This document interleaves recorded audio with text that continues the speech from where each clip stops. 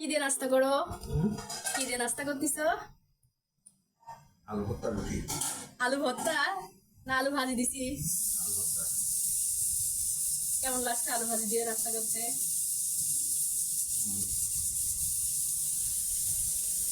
ভালো লাগছে না? ভালো লাগছে না আলু ভাজি দিয়ে রুটি খেতে? না,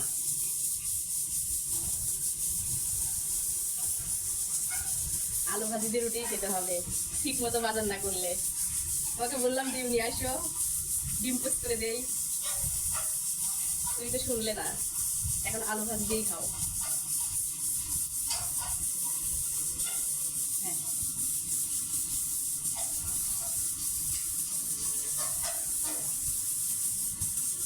আল্লাহ যেটাকে যেটুকু রাখে সেটুকুই তো খাবো। আলহামদুলিল্লাহ।